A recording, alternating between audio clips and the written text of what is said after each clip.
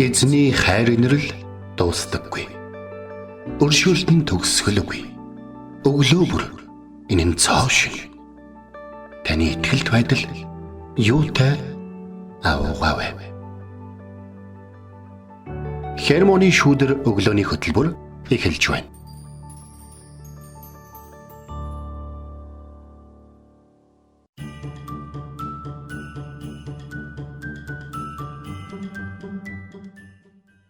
Өглөөний мэнд. Өглөөний мэнд төргий. Итгэл радиогийн эфирээс Хермоны шүдэр өглөөний хөтөлбөр инхүү эхэлж байна. Эфирт пастор Сайна болон хөтлөгч Бэлгэнээр ажиллаж байна. Сонсогчдаа сайхан амарсан уу? Танд шинэ 7 өдрийн мэндийг хүргэе. Өнөөдөр бол 2025 оны 12 сарын 22-ны даваа гараг байна. Крисмас баяр болоход ердөө 3 хоног үлдсэн байна. Мөн он дуустал 9 өдөр үлдэж байна шүү дээ, тий. Тэгээд өнөөдөр бол 12 сарын 22 мөн 9 эхэлдэг өдөр тий. Бас нэг хамгийн урт шөнө л үү? Өнөөдөр болохоор бөмбөрцгийн хойд хагаст болохоор хамгийн богино өдөр урт шөнө болдог гэсэн. Харин өмнөд хагаст нь болохоор хамгийн урт шөнө богино өдөр болдог. Өдөр гэж байна лээ. Тэгээ маш сонирхолтой өдөр эхэлж байна шүү дээ. Тэгээ шинэ 7 хоног эхэлж байна. Сая өнгөрсөн эзний хүндэтгэлийн өдөр маш олон цуглаанууд Крисмсийн баяраа тэмдэглэсэн бах тий. Эзэн далдар магтаалыг өргөж баяр хөөртэйгээр баярсан гэдэгт итгэлтэй байна. Тэгээд тун удахгүй бидний аврагч эзэн Христ мэндэлсэн өдөр болох гэж байна. Магадгүй та маш загуу байгаах тий. Тэгэхдээ 12 сарын 25-ны өдрийг таныг битгий алдаасаа гэж хүсэж байна. Ягаад тэгэхээр зам загч од химээх сайн мэдээний концерт энэ өдөр болох гэж байна. Тэглэвэ яхаа. За тэгээд эх орныхоо нөгөө нэг хоймор гэж ярьдаг да. Одоо талбай ажлын соёлын төв өргөөнд Крисмас баярын орой олон итгэгчид цуглаад олон хүмүүсийг дагуулж ирээд хамтдаа тэр зам заагч од хаана очиж биднийг те эзэн Есүс Христийг хүндлэх бас эзэн Есүс Христийг магтах хамтдаа магтах сайн мэдээ сонсох бас сайн мэдээ тарах боломж олгож байгааг бас бид нар талархалтайгаар хүлээж авч энэ баярыг маш сайн ашиглая. Энэ баяраар баярлсан шиг баярлая гэж уриалмаар байна. Тэгэлгүй яах вэ? Тэгээд соёлын төв өргөөнд 19 цагаас болно. Тэгээд нэг тасалбарын өмнө 25,000 төгрөг гэж байгаа. Итгэгч ахын дүүс та өөрийн эргэн тойронд байгаа сайн мэдээ сонсоогүй те ахын дүүстэй энэ сайн мэдээг хүргэх энэ боломжийг битгий алдаасаа гэж таныг бас ятгаж байна. Тэгээ та хаартай дотны үндэ сайн мэдээг сонсох тэр өдрийг хүртэл мөн зуучлан залбираарай. Тэгээд залбирал гэдэг хүчтэй шүү дээ. Бурхан биднийг үргэлж сонсож, үргэлж хамгаалж байдаг. Мөн биднийг үргэлж аварч байдаг юм шүү гэдгийг битгий мартаарай. Тэгээд таны эргэн тойронд байгаа хайрладаг тэр бүх хүмүүс аврагдахын төлөө хамтдаас залбирцгаая. Тэгээд хамгийн гол нь энэ бол сайн мэдээний тоглолт гэдгийг битгий мартаарай тийм. Тэгээд энэхүү тоглолт нь Есүс Христ ямар үнцэнтэйгээр таны төлөө энэ дэлхийд мэндэлсэн талаарх сайн мэдээг хуалцахын зэрэгцээ тайз дэлгэцийн маш гоё юмсаг юм. Хослолоор дамжуулаад дэлхийд алдартай дуунуудыг мэрэгжлийн дуучид хөгжимчд маш чадварлагаар их шиглүүлнэ гэж бодохоор үнэхээр талархаж байгаа. Тэгээд энэ гайхалтай тоглолтыг зөвшөөрсний төлөө мөн талархъя. Тэгээд сонсогч таныг энэ концертын заавал итгэдэггүй өөрийн ойр дорны ахын дүүсээ дагуулж ирээрэй гэж дахин мөн ятгаж байна. За тэгээд энэ гайхалтай өглөө эзний өмнө хамтдаа ирж түнд алдар магтаалыг өргөцгөөе.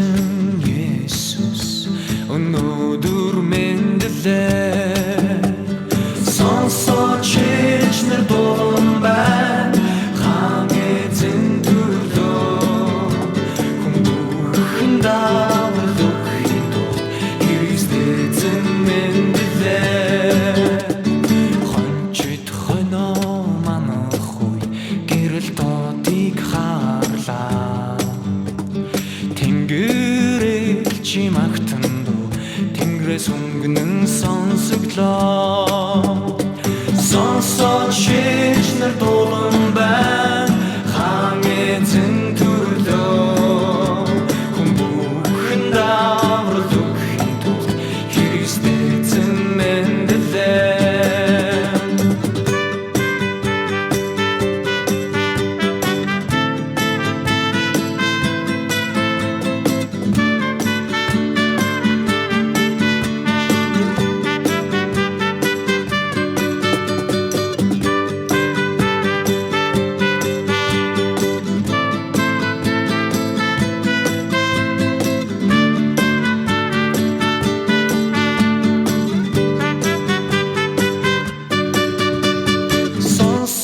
Шиж нар дуулан байна хаан эзэн төрлөө хүн бүхэн даврал өгөхийн тулд Христ эзэн мэндэлээ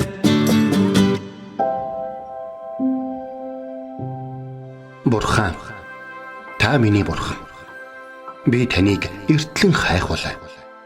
Усгүй хоорой ангамл газарт сэтгэл минь танаар сангаж би махбат минь таныг хүсн тимүүлж байна. Дуурал 63-ийн 1.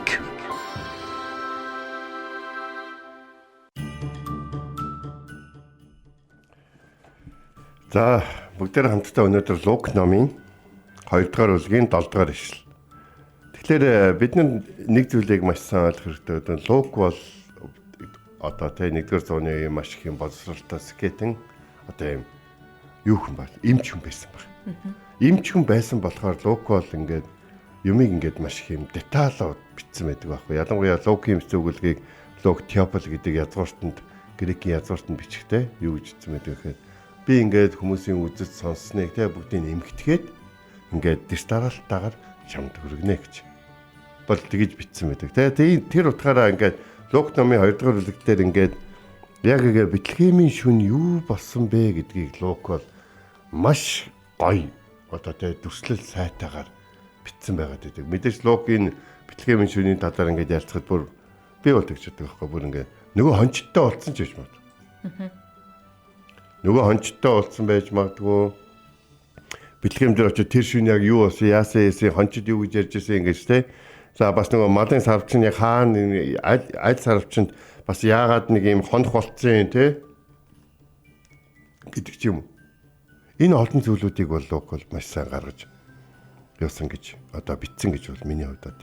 Крисмсийн өдрийн нэг сайхан одоо нэг чухал ойлголт бол Бурхны танд хийж өгөх хүссэн зүйлд зай гаргах, өрөө гаргах гэдэг ойлголт байгаа байхгүй.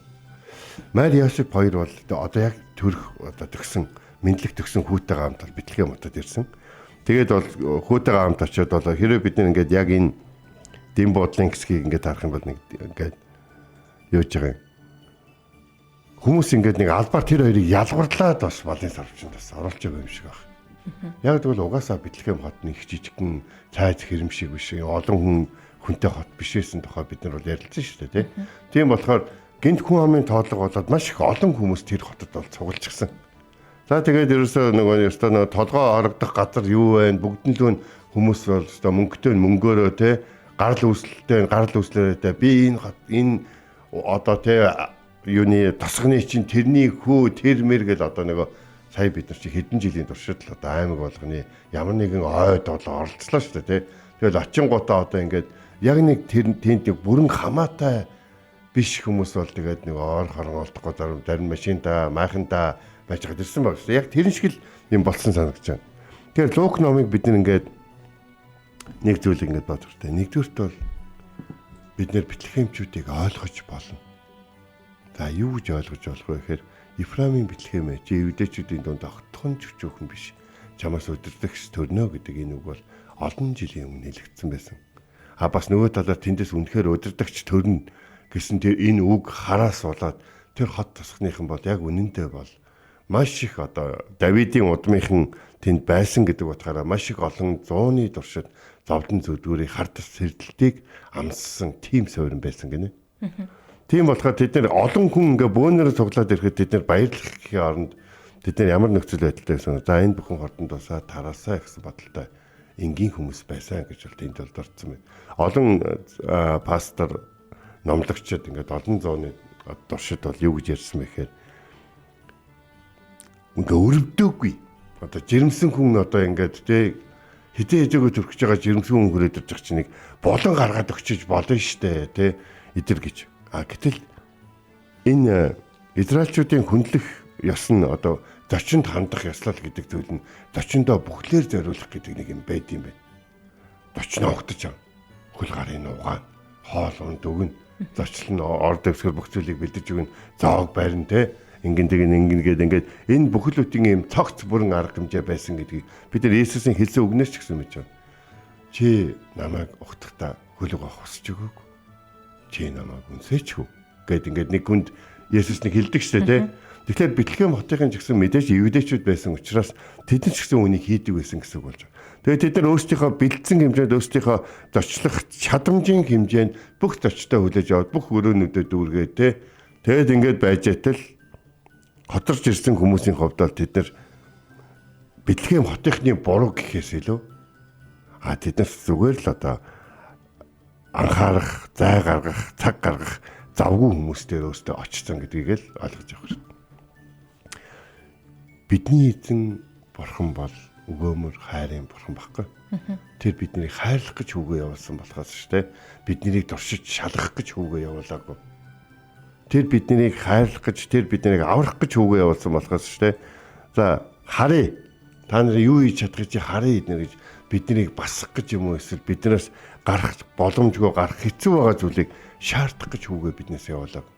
Тэр учраас бурхны хүн төрлөختний төлөө хүүгээ явуулсан тэр баяр хөөр нь бас тэр төлөвлөгөө нь одоо юу гэдгийг Есүс Христийн мэдлэх юм тогттой өрөө байгаагүйгээс болж бол ерөөсө тасалдаагүй, гацаагүй бүр ингээд юу гэдгийг ямар нэг юм асуудалд ороогүй гэж. Зүгээр ингээд очисон өрөө байхгүй. Окей. За тэгээд Малын сарвчанд очисон. Малын сарвчанд Йосеф бол үнэхээр одоо их нартай хайртай ир хүнтэй тэр газрыг өстой байж болох. Тэр газрыг яаж байлгаж болох вэ? Тэр бүх хэмжээнд хамгийн тав тухтай болгоод тэгээд анхны хүүгээ хүлээж авсан байна. Лук номын 2:7 дээр үгж тэр ууган хүүгээ төрүүлж түүнийг дааванд ороод тэжээлийн дэвшин дотор тавь. Учир нь дэм буудал тэдний хоноглуулах өрөө байгаагүй гэдэг үгийг хэлсэн байна. Тэгэхээр дэм буудал тэдний хоноглуулах өрөө байгаагүй гэдэг утга нь юу гэхээр дэм буудал өрөө байсан боловч тэднийг ялгарлан гадарх уу гэдэг үг байхгүй л байгаа болохоор бид нэр өнөөдөр ингээд 2000 жилийн дараа тэр дэм буудлынхныг хатуу сэтгэлтэйгээр ийм тиймэр нь дуудах шаардлага байхгүй гэж. Харин бурхан даруухнаа хүмүүс одоо өөрийнх нь хийж байгаа зүйлийг мэдэхгүй өнгөрж байгааг те завгүй өнгөрж байгааг те чухал тооцохгүй байгаагаас болж бурхан бол тониж сэтгэлээр ундаг бол нэгэн бол биш байсан. Хүмүүс бол тэгдэг шүү дээ. Ингэсэн чинь сэтгэл гаргасан чинь ингэсэн чинь ингээд идэг шүү дээ. Гэтэл бурхан бол тэгдэггүй гэж. Нэгт бурхан өөрөө хүүгөө илгээнэ гэж олон зуун жилийн өмнөөс баяртайгаар мэдгдсэн. За тэгээ цаг нь болоод илгээсэн. Бурхан баяртайгаар илгээж байгаа. Бурханы энэ баяр хөөргийг энэ дэлхий дээр байдаг хүмүүсийн бэрхшээл, зовлон, зүдгүүр, дутагдал, гачигдал гэж боддог зүйлүүд бол зогсож болж чадахгүй гэж. Тэгэхээр бид эзэн бурханыхаа энэ байдлыг бид нар бол маш сайн ойлгож явах хэрэгтэй. Бурхан бол даруухан энгийн байдлаар ирсэн. Өнөөдөр бид нар ч гэсэн яг үндэ бол нэг зүйлийг бодож явах хэрэгтэй. Бид нар ер нь бас хамгийн чухал зүйлдээ хамгийн чухал өрөөгөө гаргадаггүй юу гэдгийг бол бодож үзэх хэрэгтэй л дээ. Тэгээд бид нар бас нэг зүйлийг хүн болгон өөрийнхөө хамгийн чухал гэж бодсныг хамгийн чухал үнцэнтэй гэж бодсон хүмүүстэйгээ цагийг бол өнгөрүүлцгээж байгаа. Гэтэл бидний эзэн Есүс Христ бол хүмүүсийн хамгийн чухал биш гэсэн хүмүүст очиж өөрийн одоо хүү энэ дэлхий дээр ирснийг дуулгаад зогсохгүй. Бас хүмүүсийн хизээч одоо хонно гэж боддгоо, хүүхдээ төрүүлнэ гэж боддгоо, амьдралынхаа хамгийн чухал цаг мөчийг өнгөрүүлнэ гэж боддгоо газар хайр дүүрэн хүүгийг хүлээж авах хоёр хүнийг сонгосон гэдгийг мэдчихсэн байна. Йосеф хизээч Есүс Христос сарвчин төрүүлчлээ ёстой. Би чи өөдгөө амьтан шүү гэж өөрийгөө одоо энэ дэлхийг орхих хүртэл хараад зөвхөж явсан гэж бол би ерөөсөө бодохгүй. Майр ч гэсэн одоо юу гэдгийг Йосефийг малын сарвчинд хүүгээ төрүүлэхгээ байж хад нөхөр нь одоо хүүгээ аль болох тав тухтай авахын төлөө энэ дэлхий дээр одоо ирхэн одоо нөхөрхөн гаргаж болох бүхнийг хийж байгаа харахтаа тэр бол дэлхий дээр хамгийн ажралтай эмэгтэйчүүдийн нэг байсан гэдэгт бол итгэлтэй. Бас нэг зүйл нь Юу гэхээр тэр төрж байгаа хүүхдээ хинбэ гэдгийг мэдчихсэн учраас тэр хүүхэд хаана төрж байгаа нь чухал биш. Тэр хүүхэд төрж байгаа гэдэг нь чухал гэдгийг майр бол мэдчихсэн байна. Тэгэхээр бид нар нэг ийм зүйлийг ойлгож авах хэрэгтэй. Библиэр өрөө гаргах гэдэг ийм ойлголт байдаг байхгүй. Дэм бодол тэдний хоногдуулах өрөө байгаагүй. Тэ? Тэгээ Паул их олон цагтл дээр надад өрөө гаргаарай. Надад өрөө бэлдээрэй гэж бол хэлсэн байдаг. Тэрс гадна одоо бид нар их хуучин гэрээний олон газруудад өрөө гаргах, зай гаргах гэх мэт энэ зүйлүүдийг бол ойлголтуудыг бол олон удаа сонсч байсан. Бидний эзэн Есүс Христ сарвчин төрсөн тэр биднийг аврахад бүр өчөөгөн ч нөлөө үзүүлээгүй. Харин ч бидний бурхан ямар даруухан, ямар хүлээцтэй, хүмүүстэй ямар хайртай бурхан бай гэдгийг л харуулж байгаа юм а гэж. Тэгэхээс биш одоо юу гэдгийг зарим хүмүүс одоо ингээд битлэгийн эмчүүдийг буруутгадаг гинэ. Одоо юу гэдгийг Есүсийг аврагч ирж байгаа. Тий аврагч ирж байгаа чинь нэг олигтой хоохтаад авчихгүй нэг анзаарахтаа хандчихгүй те. Тэгээд нэг ингэчихгүй тэгчихгүй гэж. Тийм учраас одоо нэг Окам Имануэль гэдэг дуу болохоор дахиад бидэнтэй хамт байгч эзэн минь бидэнтэй хамт байхаар ирэх юм бол бидний дунд байхаар төрөх юм бол бид нар таныг хамгийн сайхнаараа хамгийн сайнаараа гинэ гэсэн нэг тийм одоо ийм залбирлын одоо ийм те бурханд дахиад биднэрт нэг боломж олгоочтой. Гэхдээ дахиад боломж олгох шаардлага байхгүй. Харин одоо бид нар бүгдөө өөрийнхөө гэрт өрөө гаргах гэдэг ойлголтоо хойш нь тавиад хүний ширээн дээр юм тавих гэдэг ойлголтоо хойш нь тавиад харин зүр сэтгэлээ онгойлгож зүр сэтгэлээ нээж зүр сэтгэлдээ зай гаргаж бурхантай ялцахгүй тийм нуусан зүйл байхгүй байж ингэж амьдрах талаараа бид нар бол бодох хэрэгтэй гэдгийг л ойлгох хэрэгтэй. Тэгэхээр миний амьдралын хувьд бурхан миний гэж яригддаг одоо тэр орон зай хаана зочны өрөөнд байна уу? Үүдний өрөөнд байна уу? Эсвэл одоо нэг агуулгын өрөөнд байна уу те? Би өөрийнхөө эзэн бурхныг хаана байлгаж байна? Миний түүнтэй харилцдаг, миний түүнд цаг гаргадаг өрөө манай гэрийн хаана байдаг вэ? Тэ? Миний зүрх сэтгэл дотор ер нь хэр зэрэг том зайг эзэлдэг вэ гэдгийг бид нар бодож үзэх хэрэгтэй. Манай гэр бүлэрээ бид нар ингээд нөгөө нэг азтай 20-50 айлын бэлгүүдийг өгдөг байхдаа тэрэн дотор одоо миний зүрх сэтгэл Христийн гэр гэдэг нэг юм жижигхэн номыг бид нэр бэлгэлдэг байсан байхгүй. Шалтгаан нь юу гэхээр тэнд ингээд Христ Есүс ингээд үүдний өрөө одоо ингээд хашааны хадгаар орж ирэл ингээд манай таны амьдралын өрөөнүүдээр явдаг шиг хүнд явдаг, дочин явдаг шиг Есүс Христ таны зүрх сэтгэлийн хаалгыг догшин орж ирээд таны зүрх сэтгэлийн өрөөнүүд болон таны ойлголтууд болон таны одоо сэтгэл дотор байдаг өрөөнүүдээр явж ирэх юм бол та аль өрөөндөө баяртайгаар оруулж аль өрөөгөө алгасах гэж оролдох вэ гэдгийг энэ цагт бодож үзэх хэрэгтэй. Тэгвэл хүмүүсийн хувьд хамгийн одоо хөөхд төрүүл хамгийн одоо юу гэдгийг ядуу сонголт болох малын сарвчин Христ бол төрсөн. Дөнгөж төрсөн хүүхдэд бол одоо хамгийн одоо юу гэх вэ? Таатай орчин бол биш. Таатай орчин биш. Тэгээд одоо юу гэдгийг хүүхдээ одоо унтуулахаар тавихад бол одоо юу гэдгийг тийм ч гоё биш. Одоо зүгээр өхөр мал ингээд тижээлээ иддэг тийм модоор хийсэн ийм завшиг хэлбэртэй хоолны идүүр дотор нь одоо баг Есүсийг үлгүүдэд тавьсан тухай Библиэлд бол бичсэн байна. Тэгэд энэ бүхнийг Есүс ч гэсэн би хаана төрсөн гинэ? Үгүй малын сарвчин дөө би хаана унтсан гинэ? Үлгийдүүлээ хаана тавигдсан гинэ гэд Есүс энэ бүхэнд хизээч сэтгэл дундуур байж талархалгүй бол хандж байгааг байгаа. Харин бурхан ямар хүмүүсийг хайрлахаар энэ дэлхийд өөрийг нийлгээсэн бэ гэдгийг амьдралынхаа эхний өдрөөс эцсийн өдөр хүртэл Есүс Христ бол маш сайн мэдчихсэн гэдгийг бид нар мэдэх. Тэр ууган хүүгээ төрүүлж дааван дараа тижээлийн дэвшин дотор тавь. Учир нь буудал тэдний хонуулах байр байсангүй. Хүмүүс бид нэр заримдаа сайн сайхныг хүлээж авахд бэлэн биш байх тохиолдол гардаг. Яг гэвэл бидний сайн сайхныг хүлээж авах тэр газар муу мухай ч юм уу эсвэл гомдол шарах их байгаа болохоор тэр сайн сайхныг оруулах зай байхгүй гэж боддог.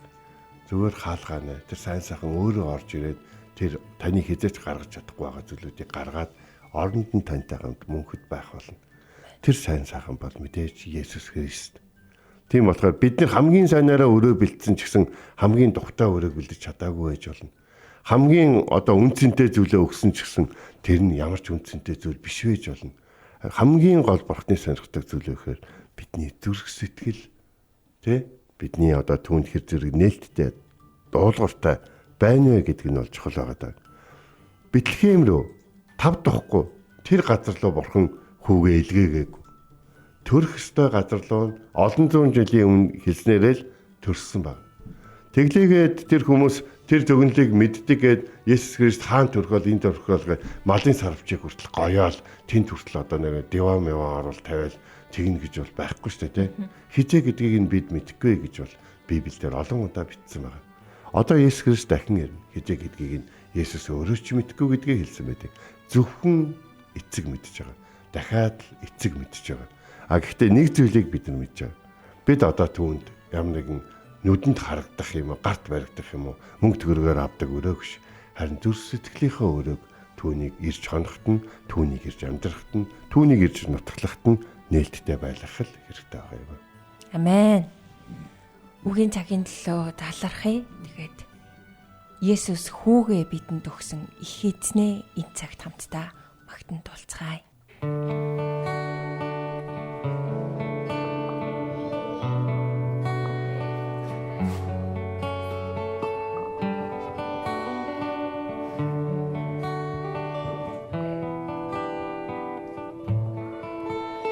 Ich machten Dolzeit, ich machten Dolzeit, Jesus, Huge bitten durchso, ich machte Zeit, ich machten Dolzeit, ich machten Dolzeit, Jesus, Huge bitten durchso, ich machte Zeit, ich machten Dolzeit, ich machten Dolzeit, Jesus, Huge bitten doch so, ich machte Zeit, ich Huschala bitten doch Amorteven als Jarham,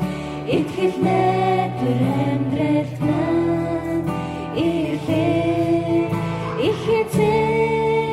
Huschala bitten doch Amorteven als Jarham, ich hilne durem Drechtman, ich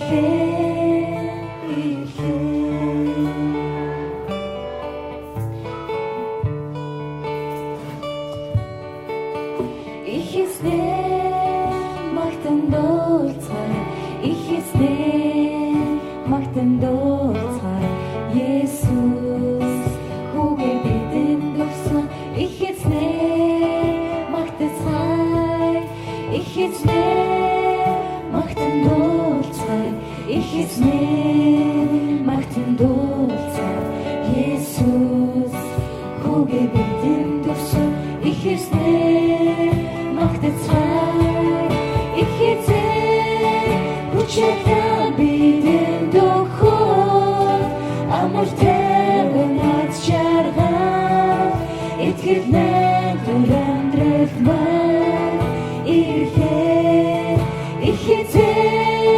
Huschala bitten doch Amorteven als Jarham, ich hilne durem Drechtman, ich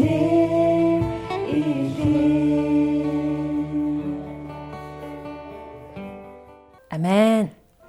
Өнөөдөр бид нэр үгийн цагаараа Лук номын 2 дугаар бүлгийн 7 дугаар ишлэлээ суралцлаа. Тэр ууган хүүгээ төрүүлж түүнийг даавуунд ороож тижээлийн твшин дотор тавив. Учир нь дэм буудалд тэднийг хоноглуулах өрөө байсангүй. Энэ ишлэлд Лук эмч тухайн үед юу болсон тухай маш нарийн бичсэн байгааг бид харж байна. Майр бяцхан хүүг даавуунд ороож тижээлийн твшинд тавьсан гэдгийг энд хэлсэн. Тэр хүү бол махан биеэр ирсэн бурхан бас жинхэнэ хүн байсан билээ. Тэгээ түрүүн пастор маань хэллээ. Өрөө гаргах, зай гаргах тухай Библиэлд маш олон энэ ойлголтын тухай маш олон удаа гардгаа гэсэн. Тэгээд энэ удаа өрөө гаргах гэдгийг зүрх сэтгэлдээ өрөө гаргах тухай бидэнд бас үгийн цагаар санууллаа. Эзэн танд бас сануулж байна. Надад та нар зүрх сэтгэлдээ өрөө гаргаж өгөөч. Би та нарын үүдийг төгсөж байна гэж эзэн яг энэ цагт хэлж байна. Та Есүсийг аль өрөөндөө байлгаж байна вэ? Яг. Та түүнээс эсвэл ямар нэгэн зүйлийг нуусан те харах уу? Өрөө танд байгаа юм шүү дээ. Бурхан нийн үгүй ярилцахыг хүсдэг юм шүү. Таны дотор юу мэдэрч, юунд шаналж, юуг нууж байгааг хүртэл мэддэг. Тэгэхээр тэр болгоно эзний өмнө та ил гаргаж яриараа түүнд зориулж та өрөөг та гаргаараа зүрх сэтгэлдээ те. Бидний зүрх сэтгэл ил байх тусмаа л бид эзний замаар түүний үгийн дагуу алхаж чадна шүү дээ. Тэгэхээр нэг магтаалын дуу байдаг. Сэтгэлийн маань үдийг нээгэж. Тэгэхээр өнөөдөр Крисмсийн баярын өдөр та бүхэн одоо яг тийм те баярлж чадахгүй байгаа тэр өөрийнхөө хаалгыг нээгэр. Гэрэл орохгүй байгаа өөрийнхөө хаалгыг нээгэр. Харилцаа орохгүй байгаа өөрийнхөө хаалгыг нээгэр. Та хүмүүс рүү очиорой. Хүмүүсийг эсвэл ураарай. Тэгэд хүмүүстэй хамт байж тэр хончтын тэнгэр элч нарын те тэр одоо юу гэдгийг Бэтлехемийн тэр үдшийг Крисмсийн өдөр өөрийнхөө байгаа газар та бий болохоор би болж байгаа газар та очиод баярлж чадахгүй ч юм уу. Харин та өөрөө бий болох юм бол дэлхийн энэ амьдралын хамгийн сайхан өдрүүдийн нэг байх болно. Одоо энэ цаг бүгдээр хамт залбирах цагийг бас гаргая. Тэгээ бас манай сонсогчоос тэгээ өнөөдөр амарч гэж байгаа одоо охиныхоо залбирлын сэдвийг хуваалцсан байна. Мэдээч тий залбирлага яах вэ? Тэгээд бас баяр хөөрөө алдсан итгэгчид байгаа бол энэ замч хэрэг санаж байгаа л тэдний төлөө хамт залбирая гэж. За хамт залбирая.